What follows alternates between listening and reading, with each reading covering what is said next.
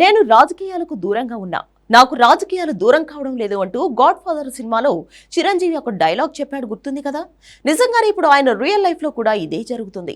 Politics వద్దు అనుకుని సినిమాలు చేస్తున్న మెగాస్టార్ మీద రాజకీయ నీడలు ఇంకా వదలడం లేదు. ఆయన మళ్లీ రాజకీయాల్లోకి వస్తాడు అంటూ చర్చ మొదలైంది.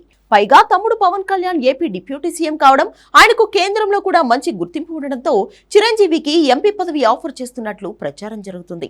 నిజానికి చిరంజీవి రాజ్యసభ సభ్యత్వం గురించి చాలా ఏళ్లుగా చర్చ నడుస్తోంది. జనసేన అధికారంలోకి రాకముందు చిరంజీవి నిజంగానే రాజకీయాలకు దూరంగా ఉన్నాడు. కానీ ఎప్పుడైతే తమ్ముడు పవన్ కళ్యాణ్ గెలిచాడో అప్పటి నుంచి తెలియకుండానే కొన్ని వేదికల మీద పొలిటికల్ కామెంట్స్ చేస్తూ ఉన్నాడు చిరు. దాంతో ఈయన మళ్లీ రాజకీయాల వైపు వస్తున్నాడు అంటూ చర్చ మొదలైంది. జగన్ గవర్నమెంట్ ఉన్నప్పుడే వాల్తెర్ వీరయ్య సినిమా సమయంలో చిరంజీవి చేసిన కామెంట్స్ బాగా వైరల్ అయ్యాయి. రాజకీయ నాయకులు వాళ్ల పని వాళ్ళు చేస్తే బెటర్, కానీ పిచ్చుక మీద బ్రహ్మాస్త్రం వేసినట్లు సినిమా ఇండస్ట్రీ మీద ఎందుకు మాట్లాడుతున్నారు అంటూ ఆయన బాగానే కోప్పడ్డాడు. పెద్దల సభలో వెళ్లి సినిమాల గురించి మాట్లాడాల్సిన అవసరం ఏంటి అంటూ వైసీపీ ఎంపీల మీద అప్పట్లో బాగానే ఫైర్ అయ్యాడు చిరంజీవి. ఆ తర్వాత కూడా కొన్ని వేదికల మీద కొన్ని రాజకీయ పార్టీల మీద సెటైర్లు వేశారు. ఇక పవన్ కళ్యాణ్ అధికారంలోకి వచ్చిన తర్వాత చిరంజీవికి ఎంపీ సీట్ ఆఫర్ చేస్తున్నారు అంటూ ప్రచారం మొదలైంది. ఎలాగూ గతంలో ప్రజారాజ్యం పార్టీ పెట్టినప్పుడు ఎమ్మెల్యే అయ్యారు చిరు.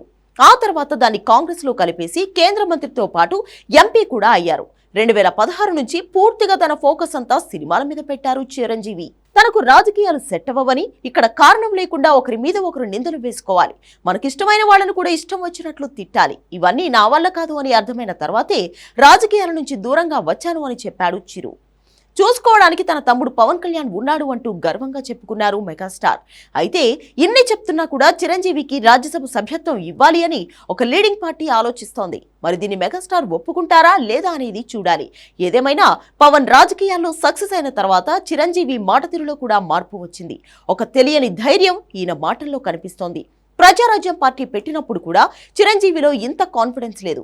అది ఓడిపోయిన తర్వాత 2 ఏళ్లు కూడా పార్టీని నడపకుండా కాంగ్రెస్ లో మర్జ్ చేశారు. అప్పట్లో దీనిపై చాలా విమర్శలు ఎదుర్కొన్నారు చిరంజీవి. తాను చేయలేని పని తమ్ముడు చేసి చూపించాడు అంటూ గర్వంగా చెప్పుకుంటున్నారు మెగాస్టార్. ఇలాంటి పరిస్థితుల్లో రాజకీయాలు కేవలం తమ్ముడికే వదిలేస్తారా, లేదంటే ఆయన కూడా వస్తారా అనేది చూడాలి. Put it on, put it through.